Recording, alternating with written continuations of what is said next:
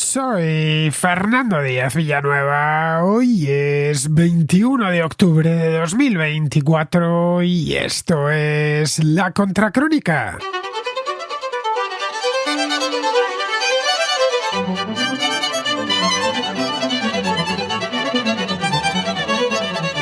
Una patrulla del ejército israelí mató el miércoles pasado al líder de Hamas, Yahya Sinwar, más conocido por ser el cerebro del atentado del 7 de octubre. Consiguieron dar con él por pura casualidad en un edificio de Rafah, en el sur de la Franja de Gaza, y confirmaron su identidad mediante registro dental, cotejo de ADN y huellas dactilares. Sinwar era el hombre más buscado de Gaza y su muerte marca un posible punto de inflexión en la guerra. Esto probablemente ejerza presión sobre Israel desde Estados Unidos para que pongan fin a la ofensiva militar en la franja y traten de alcanzar un acuerdo de paz para traer de vuelta a casa a los rehenes que aún obran en poder de Hamas. La operación representa también una importante victoria para el primer ministro israelí, para Benjamín Netanyahu, que había prometido acabar con los cabecillas de la banda y con su capacidad para hacerles daño. Tras conocerse la noticia, Netanyahu compareció ante los medios de comunicación para asegurar que Hamas ya no gobernará en Gaza y que la guerra sigue su curso. Pero se mostró magnánimo, ofreciendo un indulto para los miembros de Hamas que se entreguen con sus armas. Unas horas más tarde, Hamas reconoció la muerte de su líder, que tenía 61 años y que había consagrado su vida a esta organización terrorista desde que a finales de la década de los 80 fuese detenido y encarcelado por los israelíes. Era un tipo realmente peligroso, un terrorista despiadado y un fanático sin escrúpulos con mucha experiencia de combate. Fue nombrado hace 7 años jefe de Hamas dentro de la Franja de Gaza y desde el asesinato el pasado mes de julio en Teherán de Ismail Haniyeh era también el presidente del buró político de esta organización. Su desaparición deja a Hamas completamente descabezado y sumido en el caos. A día de hoy, la mayor parte de sus dirigentes están muertos. Los israelíes llevan meses concentrados en eso mismo, en ir acabando uno a uno con todos los cabecillas de la organización, que ha perdido decenas de comandantes en los combates callejeros, como víctimas de bombardeos o de operaciones selectivas. Pero esta vez el ejército israelí ha apuntado más alto, con la intención de no dejar a uno vivo. En julio liquidaron al jefe militar del grupo, a Mohamed Deif, en un ataque aéreo en el sur de la Franja de Gaza. Unos días más tarde, ese mismo mes de julio, el líder político del grupo, Ismail Haniyeh, murió en una explosión en un complejo de alta seguridad de Teherán cuando acudió a la toma de posesión del nuevo presidente iraní. A estas alturas solo quedaba Sinwar, que era el máximo líder de Hamas en la Franja de Gaza desde 2017. Pero era un objetivo muy complicado de cazar, ya que Sinwar conocía la franja como la palma de su mano. A lo largo del último año, la inteligencia israelí ha estado tratando de localizarle, pero era un tipo muy esquivo. Se ocultaba en túneles y en cuarteles seguros y desde allí dirigía las operaciones. Era tan escurridizo que no es de extrañar que acabasen dando con él en un encuentro casual con soldados israelíes que detectaron actividad en el interior de un edificio, enviaron a un dron para obtener más información y se encontraron allí a 3 terroristas que se escondían. Fueron entonces a por ellos, se produjo un tiroteo en el que cayó Sinwar. Los soldados ni siquiera sabían que se estaban enfrentando a él. El desconcierto cunde ahora en Hamas, pero no tardarán en encontrar sustitutos a todos sus caídos, porque si de algo va sobrado Hamas es de reservas. En el corto medio plazo, eso sí, la desaparición de Sinwar se dejará notar para bien.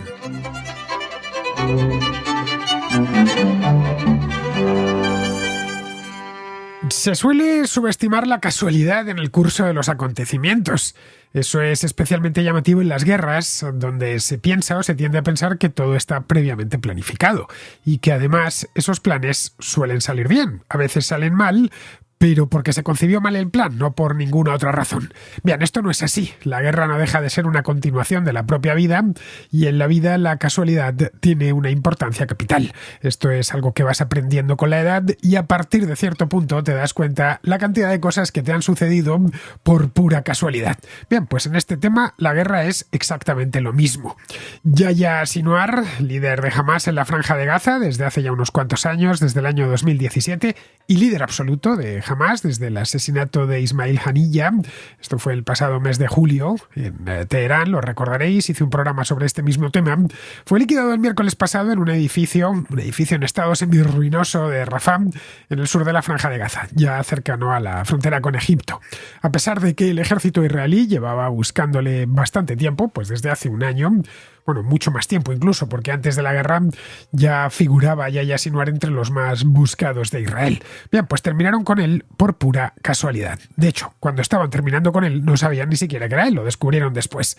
A diferencia de la operación que puso fin a la vida de Haniyeh en Teherán, una operación de inteligencia que llevó a cabo el Mossad, finísima, que tuvo que ser planificada durante muchísimo tiempo y luego llevada a término con gran maestría. En el caso de Ismail Haniyeh iban persiguiéndole desde hace mucho tiempo y hasta que no le dieron caza no pararon. Y para darle caza fue algo muy complicado porque lo hicieron en el mismo Teherán, como contaba en aquel programa que hice a finales del mes de julio. Bien, lo de Yahya Sinwar ha sido muy diferente. Fue un encontronazo sin más. Una patrulla del ejército israelí en Rafah se encontraba el miércoles pasado recorriendo un suburbio de la ciudad de manera rutinaria. Observaron que 3 miembros de Hamás, armados, salían de un edificio, procedieron a dispararles y lo que hicieron, viendo que estaban en inferioridad numérica, se escondieron en otro edificio cercano. En ese momento, los soldados israelíes decidieron, en lugar de ir a por ellos directamente, volar un dron militar, se entiende, para investigar el edificio por dentro. Allí dieron con los miembros de Hamás y fueron a por ellos. Al propio Yahya Sinwar se le puede ver, el ejército israelí difundido parte de las imágenes tomadas por este dron. Se le pueden ver unas imágenes obtenidas por el dron dentro de una vivienda. La vivienda está destruida, sentado en un sillón, está visiblemente herido. Parece herido en el brazo, de hecho, pero tiene un palo en la mano, creo que es en la mano izquierda, que arroja al dron sin conseguir derribarlo. Las imágenes son francamente impactantes y están disponibles en internet. A poco que busquéis, en las noticias el otro día, el jueves pasado y el viernes, venían prácticamente todos los periódicos porque el gobierno israelí ha hecho por la labor de que lo vea todo el mundo, que vean lo avanzados que están en este tema. Bien, todo esto está en color, no tiene sonido, eso sí, se ve que Sinwar grita al dron y le arroja el palo, pero bueno, a partir de ahí ya no hizo falta mucho más, pudieron comprobar los soldados que estaban en tierra operando el dron, que lo que había ahí arriba era un miembro de Hamás herido y por lo tanto sería fácil acabar con él. Así que subieron a por él y le liquidaron. Fue entonces cuando uno de ellos, cuando ya estaba muerto, advirtió que podría ser Yahya Sinwar. No estamos hablando de un cualquiera. Creo que todos los soldados israelíes han visto miles de fotos de Yahya Sinwar, que es una de las personas, uno de los tipos, mejor dicho, uno de los tipos más buscados de Israel. Le pareció que se le daba un aire, le cortaron un dedo y se lo enviaron a los técnicos de investigación del ejército para que hiciesen los cotejos pertinentes. Para asegurarse, fueron incluso un poco más allá. Tomaron los registros dentales del cadáver e hicieron incluso un cotejo de ADN. Al final vieron que efectivamente, se supo más tarde que efectivamente era Yahya Sinwar. La sorpresa fue mayúscula y estoy convencido que muy placentera para los israelíes, porque venían desde hace más de un año persiguiendo a este hombre y no conseguían dar con él. Después de todo este tiempo buscándole infructuosamente, descubrían que habían dado con él por pura casualidad y que además lo habían liquidado sin tener que lamentar ni una sola baja propia. Ni siquiera habían tenido que descender a los túneles a por él. Se lo encontraron en un edificio y en lugar de plantarles cara, corrió a esconderse junto a otros 2 terroristas. Los israelíes dispararon, le dejaron malherido y el resto del trabajo pues ya lo hizo este dron que le localizó y puso a los soldados el lugar exacto donde tenían que ir a por él. Bueno, aquí vemos, lo comentaba la semana pasada o la anterior, la ventaja tecnológica que tiene Israel sobre sus enemigos, concretamente sobre Hezbollah y sobre Hamás. La tecnología israelí se impuso entonces. Le localizaron mediante drones y fueron a por ellos, a por Sinwar y los otros 2 que le acompañaban, conociendo su ubicación exacta dentro de aquella vivienda en ruinas.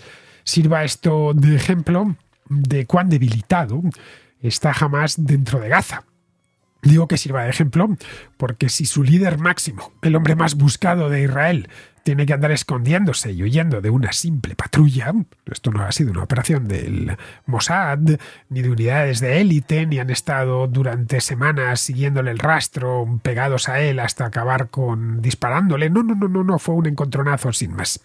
El hecho es que la desaparición de Yahya Sinwar, líder absoluto de Hamás en estos momentos y principal artífice de los atentados del 7 de octubre, puede resultar en cierta medida más un anticlímax que un punto de inflexión en la guerra entre los israelíes y Hamás en Gaza. El asesinato es además otro indicador de que Israel ha machacado a Hamás como organización terrorista y como partido político. Es decir, los tiene actualmente de rodillas. Pero tanto Hamás como Israel, que están dispuestos a seguir luchando, e Israel tiene además que resolver la cuestión más difícil, o las dos cuestiones más difíciles. La primera es recuperar a la mayor parte de rehenes que quedan todavía en manos de Hamás con vida. Se sabe que algunos han muerto ya, pero otros en cambio se espera encontrarlos con vida. Y luego el otro problema, mucho más peliagudo, es el de qué hacer una vez, es decir, qué debería suceder a continuación, después de esta operación. Es decir, qué hacer con Gaza una vez haya terminado esto. Sinwar fue un miembro destacado de Hamás desde la fundación misma del grupo. De esto hace ya más de 30 años. Le detuvieron a finales de los 80, en 1988, creo, estuve leyendo el viernes pasado una pequeña reseña biográfica suya. Le detuvieron en aquel entonces, había estado ya en la cárcel, su primera detención data de 1982, luego le soltaron, su hombre pues nació, tenía 61 años, iba a cumplir 62 este año, nació en 1962, por lo tanto, es decir, le detuvieron con 20 años y la segunda vez siendo un poco más mayor. El año 1988 ya le condenaron a cadena perpetua y pasó allí muchísimos años en prisión, en una prisión de alta seguridad en Israel. Esa era la razón por la que terminó aprendiendo a hablar hebreo. Y le liberaron al final, en el año 2011, en un intercambio de prisioneros. Ya sabéis que una de las tácticas de Hamás ha sido secuestrar israelíes, concretamente soldados israelíes, para conseguir que el gobierno israelí se ablande y que a cambio suelte presos de Hamás o presos palestinos. Bien, pues él se benefició en el año 2011 de uno de estos canjes de presos. Era de hecho conocido por ser un fanático desorejado. Al parecer Sinwar se sabía el Corán de memoria. Tal cual, lo había aprendido de memoria, era aparte de un terrorista implacable, era un fanático religioso. Y durante los años en la cárcel había terminado leyendo tantas veces el Corán que se lo había aprendido de memoria. Insistía, de hecho, Sinwar, en que la lucha de Hamás era mucho más que una cuestión patriótica. Es decir, que tenían que recuperar la independencia, echar a los judíos al mar, ya sabéis, un clásico de la propaganda de esta gente, crear un Estado palestino que se correspondiese con lo que es hoy Israel y los dos territorios de la Autoridad Nacional Palestina. Pero aparte de eso, aparte de la cuestión patriótica, Sinwar, como otros muchos palestinos, estaba convencido de que tenían que liberar esa tierra por motivos religiosos. Es decir, porque pertenecía a los musulmanes y no podían consentir que hubiese judíos controlando la tierra, nada más. Era un tipo implacable. Tras salir de prisión, de hecho, y antes de entrar en prisión, en los años 80, antes de su última detención, le entregaron el equivalente, esto ya a partir del año 2012, el equivalente al cargo de ministro de Defensa de Hamás, es decir, el encargado de gestionar los recursos humanos y materiales de la organización en todo lo relacionado con la guerra. En tanto que Hamás es una organización que podríamos decir que está en guerra permanente, eso era darle muchísimo poder. Una de las primeras cosas que hizo, nada más salir de prisión y ser reclutado en el acto como alto cargo de la administración de Hamás en Gaza, fue retomar un trabajo que había estado haciendo ya en los años 80 antes de su segunda detención, que fue el de algo así como policía interna dentro de Hamás. Es decir, perseguir a los palestinos sospechosos de colaborar con Israel. Iba dándoles caza y los fusilaba. Algo, ya digo, que había hecho en los años 80, siendo un veinteañero, antes de que le detuviesen y le encerrasen en esta prisión israelí de alta seguridad. Bueno, a Sinwar se debió también, que era de la línea más dura posible dentro de Hamás, ya nos podemos imaginar, se debía la aproximación de Irán y la aproximación de Hamás a Irán y a Hezbollah. A pesar de que tanto Irán como Hezbollah son chiitas y ellos son suníes, que había que aproximarse a ellos porque a fin de cuentas eran musulmanes y además disponían de los recursos y del odio a Israel suficiente como para echarles una mano. Veía que era la alianza natural. Entendía que eran los únicos en los que realmente jamás se podía aliar con confianza para formar una pinza contra Israel. Esos méritos, que como vemos eran más que sobrados, le llevaron a ser nombrado jefe de Hamás en la Franja de Gaza, en sustitución de Ismail Haniyeh, que había sido jefe de Hamás en la Franja de Gaza, que se hizo cargo del buró político y ubicó su oficina en Qatar. Haniyeh tenía un perfil más político que el de Sinwar, que estaba consagrado a las armas y a las operaciones sobre el terreno. La operación más ambiciosa concebida por Sinwar fue la del 7 de octubre del año pasado. No fue solo cosa suya. Este gran atentado tuvo dos arquitectos, si queremos llamarlo así, utilizar esa metáfora. Uno fue Yahya Sinwar y el otro Mohamed Deif, que está felizmente muerto también, porque los israelíes acabaron con él hace unos meses. Pero entre ambos concibieron un atentado masivo, algo que no habían hecho nunca. Descubrieron que la frontera entre Gaza e Israel tenía una serie de puntos débiles por los que en una operación rápida podían cruzar sobre vehículos de estos todoterreno tipo pick-up, armados hasta los dientes, y sin que se diesen cuenta, llegar hasta los pueblos de Israel cercanos y perpetrar allí una matanza. Y eso mismo es lo que hicieron. Aproximadamente 1 millar de terroristas cruzaron la frontera, se dirigieron raudos a las localidades israelíes cercanas y bueno, allí perpetraron la masacre en la que 1.200 personas fueron asesinadas y se llevaron más de 200 rehenes de vuelta a la Franja de Gaza para usarlos como herramienta negociadora. Bien, este atentado, que a veces se nos olvida, fue el origen de la guerra de Gaza actual. Y el cerebro de todo fue Yahya Sinwar. Permitidme que no lamente lo más mínimo la muerte de semejante criminal. Todo lo contrario. Pues bien, una vez fuera de juego, la desaparición de Sinwar podría hacer más probable, utilizo el condicional porque no lo tengo del todo claro, podría hacer más probable un alto el fuego, teniendo en cuenta que la organización ha quedado en buena medida descabezada, que los de la línea dura han desaparecido, los arquitectos, por seguir empleando esa metáfora, que me parece un poco injusta para los arquitectos de verdad, pero bueno, todos nos entendemos. Junto a Mohamed Deif habían organizado estos dos y estos dos ya no están entre nosotros, así que si has quitado a los más radicales, podría ser que los que vengan detrás estén dispuestos a negociar. Podría ser, no lo sabemos. La postura en las negociaciones que tuvieron lugar en Qatar a través de intermediarios en los últimos meses, la postura de Sinwar era muy dura. No quería simplemente poner fin a la guerra. Quería prolongarla al coste que fuese, ya que, según él, eso dañaba la reputación internacional de Israel y su relación con sus principales aliados, que son esencialmente Estados Unidos y en menor medida los países europeos. También estaba dispuesto, como es normal, a que los habitantes de Gaza sufrieran todo lo que fuese necesario para lograr sus fines. Vamos, que estaba dispuesto a luchar hasta el último gazatí con tal de dar cumplida salida a su propio fanatismo. Para Israel, matar a Sinwar, pues es una victoria política de primera categoría.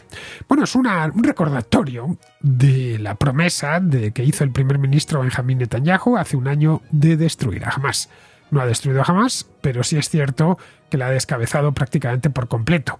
Con su muerte, junto con la de los otros cerebros del atentado del 7 de octubre, como ya he dicho, el líder del ala militar, Mohamed Deif, su adjunto también, Marwan Issa, gran parte de la plana mayor de Hamás en Gaza ha sido completamente liquidada.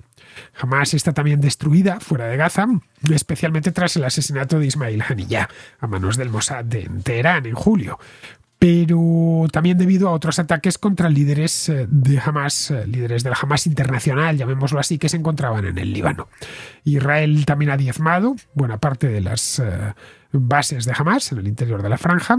Hoy por hoy, pues lo hemos visto, la muerte de Yahya Sinwar, si él mismo no se lo hubiera creído hace solo un año, que tuviese que estar escondiéndose de una brigada de israelíes y que le terminasen matando después de que le viese un dron. Es decir, que hace un año se sentía mucho más fuerte de cómo está la organización hoy. Hoy no lo desconocemos, cuántos le quedan en combate, cuántas armas tienen, cuánta munición les resta, pero no tienen que estar muy bien después de todo lo que está sucediendo allí. Según Israel, Entre los 42.000 gazatíes que han muerto en el curso de la guerra, estos son datos del propio Hamás, de las autoridades de Hamás dentro de Gaza, dicen los israelíes que más de un tercio eran combatientes de Hamás. Es decir, aproximadamente unos 14.000. Esto son pérdidas enormes para una organización cuyo número total de combatientes se estimaba, antes del 7 de octubre, entre unos 25 y 30.000, y 30.000 ya tirando muy hacia arriba. Israel también ha eliminado a Hamás como fuerza gobernante en Gaza, privando a la organización de una importante fuente de dinero, de poder y, por supuesto, de legitimidad. En el corto y medio plazo, a Hamás le resultará difícil recuperarse de todo esto. La pérdida de muchos comandantes experimentados y con mucha información hará que personas menos cualificadas pasen a un primer plano. Tendrán que demostrar, evidentemente, su valía frente a los israelíes y frente también a sus aliados extranjeros. También tendrán que demostrar que valen frente a sus partidarios dentro de la Franja de Gaza, frente a sus propias bases, frente a la comunidad palestina en Cisjordania. La campaña de asesinatos selectivos está funcionando bien en el corto y en el medio plazo. Eso es indiscutible. Y además complica seriamente a los dirigentes de Hamás, a los que van quedando, porque cuando matan a uno, pues automáticamente corre el escalafón. Les complica seriamente comunicarse y, en consecuencia, les complica también dirigir su propia organización. Eso les deja totalmente desamparados en un momento crítico, sin una orientación clara sobre lo que Hamás debería hacer a continuación, salvo seguir adelante un poco a tontas y a locas. La popularidad de Hamás en Gaza también está sufriendo, según parece, ya que sus habitantes, además de culpar a Israel por la destrucción de la franja, están enfadados con Hamás por provocar este desastre.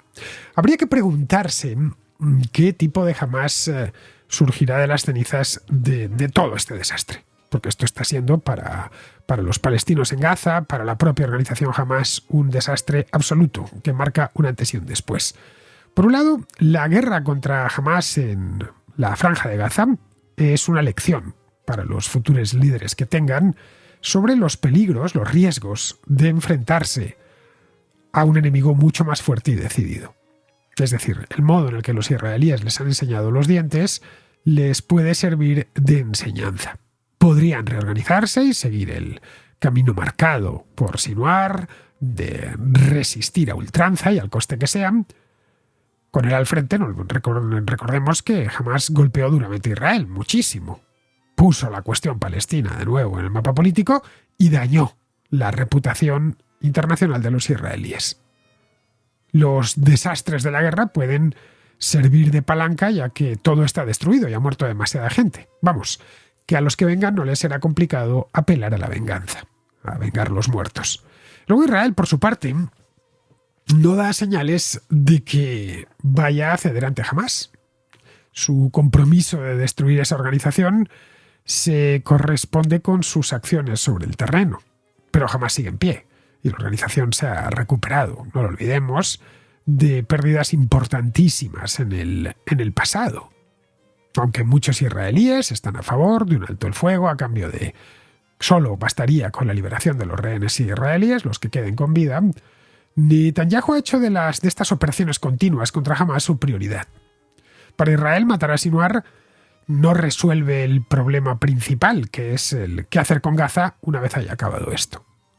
Más de un año después de aquel fatídico 7 de octubre, en Jerusalén no saben muy bien qué hacer con Gaza. El resultado, pues lo contaba el otro día aquí, más probable a corto y quizá medio plazo, es un estado fallido. En un entorno así, Hamás, aunque débil y desorganizada, e incluso con otros nombres, podrá sobrevivir. Y tal vez hasta prosperar. Nunca, jamás se debe subestimar la voluntad de un grupo de fanáticos armados y con apoyo popular. Matar a Yahya Sinuar ha sido un acto justo, y diría que hasta necesario, tratándose de un matarife semejante.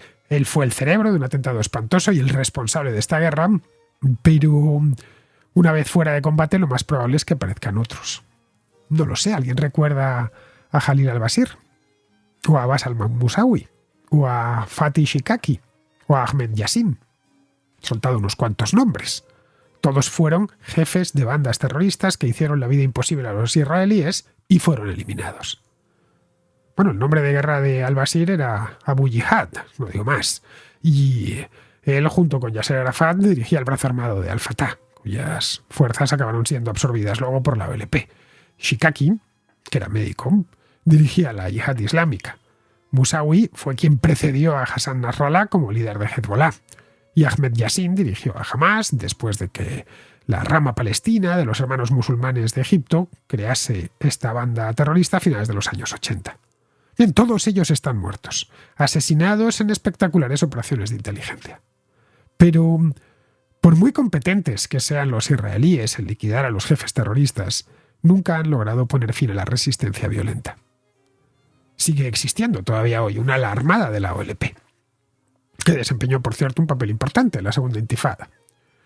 Cuando los israelíes mataron a Musawi, esto fue en 1992, llegó Nasrallah, que convirtió a Hezbollah pues en lo que os contaba aquí el mes pasado, en el actor no estatal mejor armado del mundo. En 1995, Shikaki fue asesinado de 5 tiros frente a un hotel en Malta, pero 20 años después la Yihad Islámica sigue ahí. Respecto a Ahmed Yassin, que era el jefe de Hamas, murió en un ataque aéreo en 2004, cuando iba hacia el rezo en la mezquita. Su muerte nunca obligó a sus sucesores a repensar su estrategia. Así que la pregunta sería, ¿por qué el asesinato de Sinwar habría de ser diferente? Se podría argumentar que la muerte de Sinwar acabará con el poder de Hamas en Gaza, cuyas fuerzas están bajo mínimos, que están escasas de armas y de municiones y huyendo de las patrullas israelíes. Pero tienen un ejército de reserva que no tardará en reorganizarse. A fin de cuentas, la resistencia es un componente esencial de la identidad palestina. Por eso Sinwar quería morir de un balazo israelí, no de un infarto. Creía, y tenía razón para ello, que morir así sería una inspiración para los que viniesen después. En esto los de Hamas no son diferentes a otras organizaciones islamistas en Oriente Medio. El ejército estadounidense lo pudo comprobar durante la guerra de Irak y después. En los años que siguieron al 11S, el ejército de Estados Unidos quitó de en medio a todos los que lo habían planificado, por lo general en operaciones selectivas muy bien realizadas. Cayó al-Zarqawi en 2006, Osama Bin Laden en 2011, al-Baghdadi en 2019 y el último Ayman al-Zawahiri en 2022. Esto golpeó severamente a Al-Qaeda y al Estado Islámico, pero ambos grupos han sobrevivido.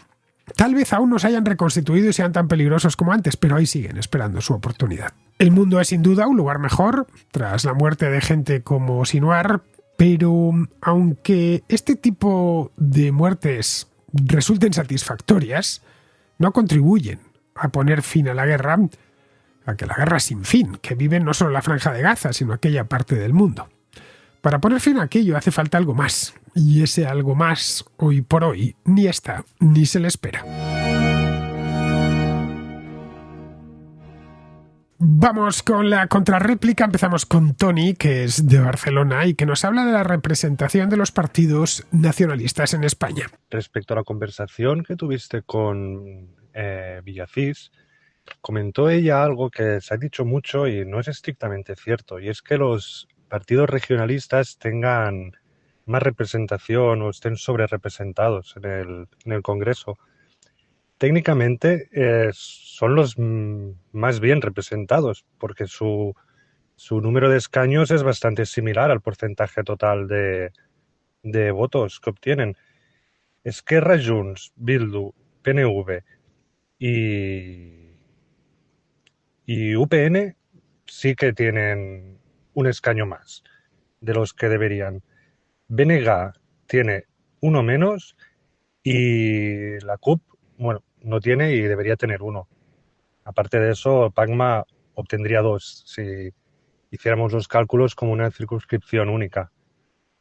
Por otra parte, el PP tiene 21 escaños más y el PSOE 10. Estos son los dos grandes representados del sistema electoral. Y Vox tiene 10 menos de los que le tocarían y Sumar 12 menos de los que deberían tener si los escaños se repartieran simplemente por el porcentaje, ¿no?, de votos totales. Bueno, es algo que se había comentado muchas veces y creo que va bien aclararlo. Y en España lo que está sobre representadas son las provincias pequeñas, bueno, pequeñas desde el punto de vista demográfico. Eso es algo que ya he explicado aquí muchas veces. Un escaño por Madrid, por Barcelona o por Valencia sale carísimo en número de votos, mientras que un escaño por Soria, por Teruel o por Zamora sale muy barato, ya que aunque son pocos los diputados que envían a Madrid, esas provincias están muy poco pobladas. De hecho, cada vez tienen menos población, pero siguen enviando el mismo número de diputados, que son 3 en el caso de las menos pobladas. Para que nos hagamos una idea, un escaño por Madrid representa a unos 190.000 habitantes. Ten en cuenta que la circunscripción de Madrid tiene 37 escaños, pero casi 7 millones de habitantes. En el caso de Barcelona, el escaño también es bastante caro. La provincia tiene 5.800.000 habitantes y envía 32 escaños. Luego, el escaño representa unos 180.000 habitantes. Comparémoslo, por ejemplo, con Soria, que con solo 90.000 habitantes conforma una circunscripción. Soria envía 3 escaños a las Cortes. Cada diputado soriano representa a unos 30.000 habitantes. Es decir, que el diputado por Barcelona representa 6 veces más habitantes que el diputado por Soria. Esa es la gran injusticia del sistema electoral español.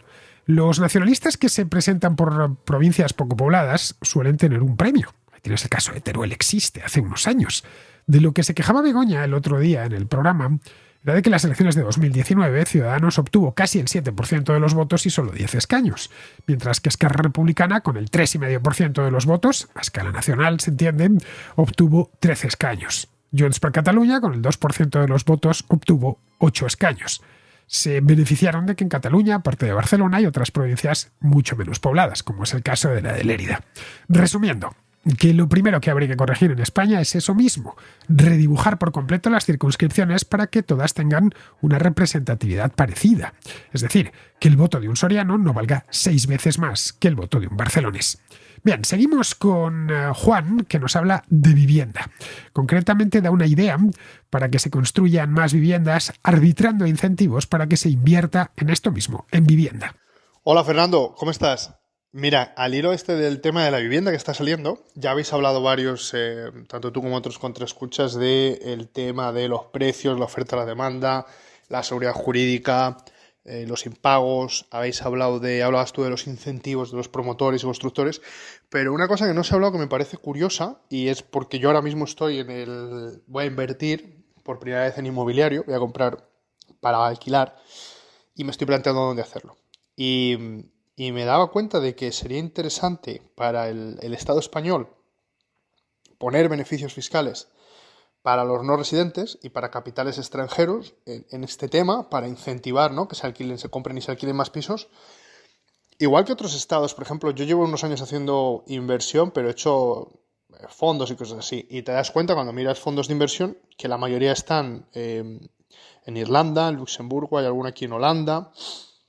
Bueno, es una forma que tienen los países a través de incentivos fiscales de atraer a esos inversores, ¿no? Pues España podría hacer lo mismo y además estaría muy curioso si lo hiciese, es una oportunidad que veo yo, podrían hacerlo ya que España de alguna manera, no España, los españoles, ¿no?, con sus impuestos, gente como tus padres, los míos, durante años ha estado financiando las universidades públicas que producen muchos titulados universitarios superiores que luego el país no absorbe porque no hay un mercado laboral acorde y acabas teniendo gente, pues yo que sé, abogados, que es mi caso, arquitectos, ingenieros, que no están tan bien pagados, pero que de repente nos vamos fuera de España, al norte, y en sitios como el Reino Unido, Holanda, Alemania, pues se te triplica el sueldo, porque aquí esas carreras son muy caras y llevan más años. Bueno, hay una serie de razones, ¿no?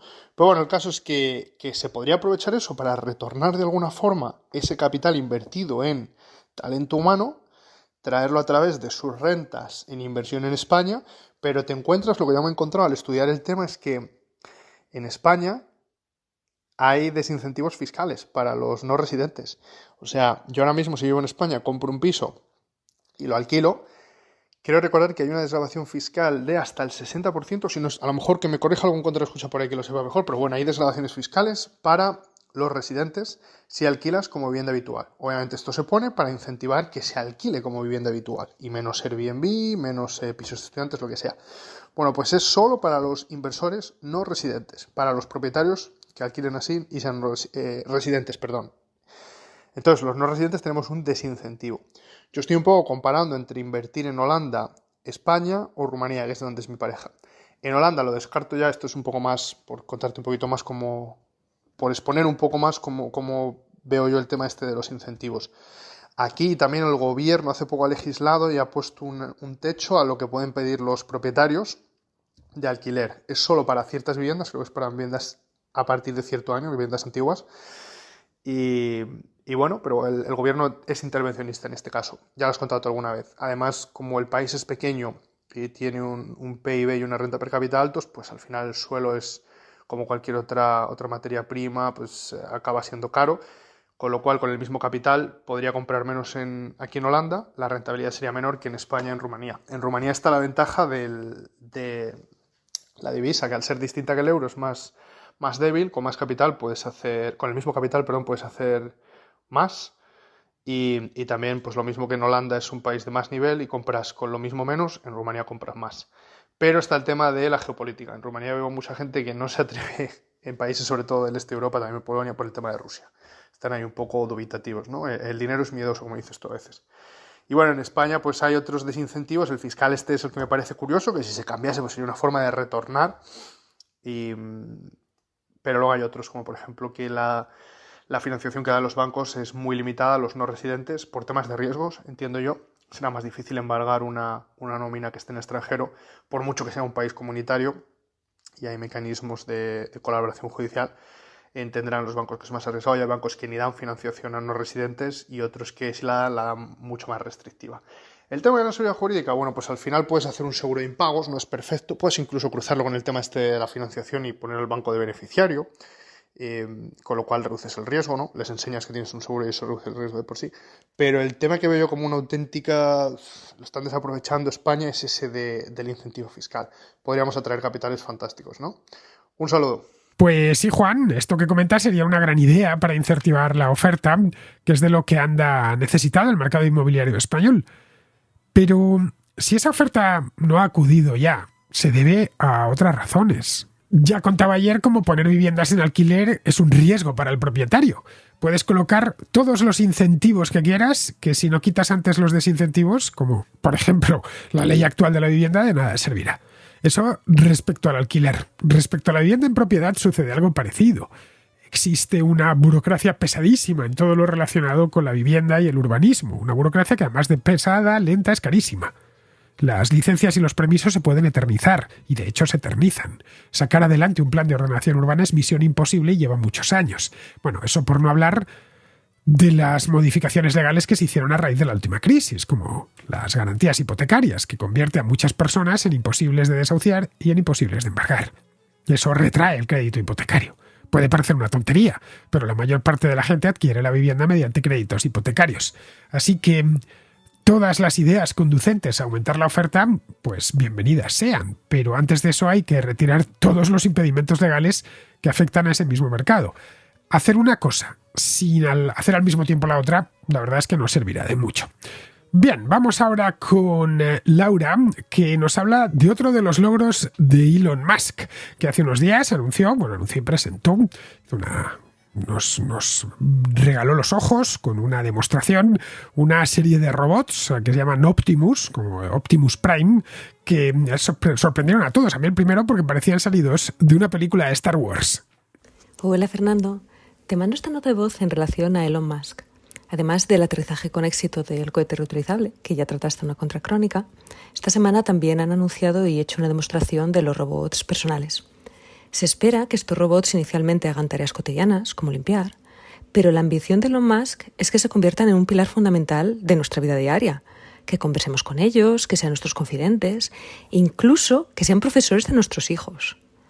Y yo pienso en la dirección que están tomando la inteligencia artificial, así como el desarrollo de los algoritmos de personalización, y pienso, si ya a día de hoy tenemos una visión del mundo bastante sesgada, con todos los algoritmos de búsqueda y recomendaciones de las aplicaciones que utilizamos a diario, ¿cómo sería charlar todos los días con un robot entrenado en tus opiniones, tus gustos, tus valores? Un compañero que constantemente te dé la razón y reafirme tus convicciones. Sería como una combinación de sesgo de confirmación y cámara de eco, pero en esteroides.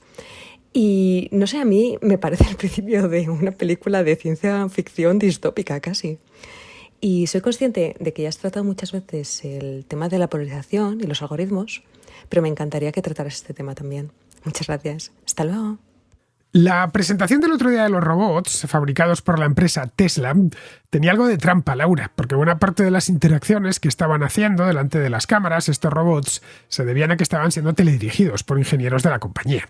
Es decir, que todavía no están tan avanzados como parecía en esos vídeos. Pero bueno, eso no significa que tengamos que tomárnoslo a broma, como muchos se lo tomaron el otro día. Yo personalmente me sorprendí cuando vi la soltura con la que se movían y lo bien hechos que estaban. Es decir, que si la parte del hardware ya la tienen tan avanzada, solo les falta incorporar el software adecuado, que pasa, como bien dices, necesariamente por la inteligencia artificial. Hoy nos puede parecer ciencia ficción, pero bueno, recordemos que hace solo 20 años un smartphone nos hubiese parecido ciencia ficción también. Un smartphone de los actuales, quiero decir. En esto se está invirtiendo gran cantidad de dinero y la robótica ha avanzado mucho en la última década. Estoy seguro de que llegará un momento en el que estos robots sean perfectamente viables e incluso que tengan un precio asequible para que una persona común y corriente pueda disponer de uno. Eso es una gran noticia para nuestra vejez, sin duda. No es ya que tendremos a alguien con quien hablar, yo de cualquier manera siempre preferiré hacerlo con personas de carne y hueso, sino que servirán para hacer infinidad de tareas, algunas muy pesadas, y que realizadas por mano de obra humana son muy caras o muy peligrosas. Respecto a la conversación en sí misma, esto que comentas, creo que la inteligencia artificial tiene todavía que avanzar mucho para que cuando interactuamos con uno de estos sistemas, pues tengamos la impresión de que hablamos con algo parecido a una persona. Supongo que la cosa irá por ahí, pero vamos, evidentemente no es para mañana. En cuanto a lo de hacer un programa de robótica, pues el problema es que yo no sé mucho de este tema. A diferencia de cuestiones aeroespaciales, que es un tema que siempre me interesó y por lo tanto lo básico lo domino, pues la cosa de robótica no. No sé si tú estás interesada, yo encantado. Pero vamos, si algún contraescucha sabe mucho de esto y está interesado en echarme una mano, yo también encantado. Bien, pues vamos a terminar. Vamos a seguir hablando de Elon Musk, que en este caso no de los Optimus, sino de SpaceX y su última hazaña, que es lo que nos va a contar Pizarro. El espacio es peligrosísimo y su tránsito carísimo. También es irresistiblemente atrayente y una fuente de nuevas oportunidades de negocio y de innovación. Elonio está apostando por la innovación, el negocio, el abaratamiento y la emoción, y le está yendo relativamente bien. La piedra de toque será cómo se enfrentará a las inevitables muertes que se producirán en su actividad espacial. Estas serán inexorables y quizás alguna evitable. Y en función de las circunstancias y del número, puede que sean totalmente limitantes. Un cordial saludo de Pizarro. Y hasta aquí, queridos amigos, llega la contracrónica de hoy, lunes 21 de octubre. Mañana será martes 22 y estaré de regreso. ¡Hasta mañana!